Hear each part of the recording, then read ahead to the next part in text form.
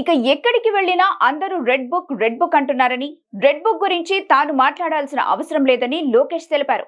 Mangalagiri TDP ఆఫీసులో party ఆవిర్భావ వేడుకల్లో పాల్గొన్న లోకేష్ రెడ్ బుక్ పేరు చెప్పగానే కొంతమందికి గుండెపోటు వస్తుందన్నారు. కొంతమంది బాత్రూంలో జారిపడి చేతులు విరగ్గొట్టుకుంటున్నారని, అర్థమైందా రాజా అని సెటైర్లు వేశారు.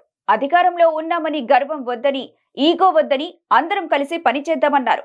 ప్రజల ఆశీస్సులుంటేనే మనం ఉంటామన్న విషయాన్ని కార్యకర్తలు గుర్తుపెట్టుకోవాలని, ప్రజల మనసు గెలిచేందుకు ప్రతి కార్యకర్త, నాయకుడు నిరంతరం శ్రమించాలని లోకేష్ పేర్కొన్నారు.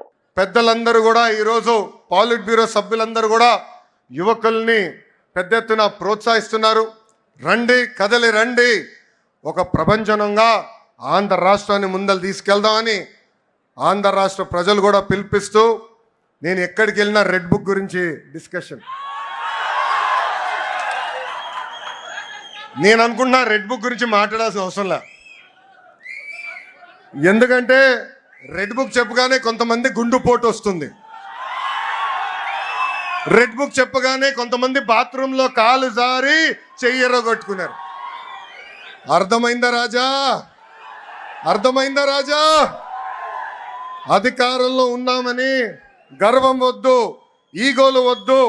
అందరం కలిసికట్టుగా ప్రజల కోసం, కార్యకర్తల కోసం అహర్నిశలు కష్టపడాలని మీ అందరు తెలుపుకుంటూ, నాకు ఇంత అద్భుతమైన అవకాశం ఇచ్చిన జాతీయ అధ్యక్షులు వారు గౌరవనీయులు శ్రీ నారా చంద్రబాబు నాయుడు గారికి నా హృదయపూర్వక ధన్యవాదాలు తెలుపుకుంటూ మీ అందరి దగ్గర నుంచి సెలవు తీసుకుంటున్నాం.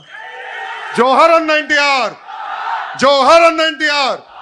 చంద్రబాబు నాయుడు గారి నాయకత్వం, చంద్రబాబు నాయుడు గారి నాయకత్వం. జై హింద్, జై హింద్. అందరికీ నమస్కారం.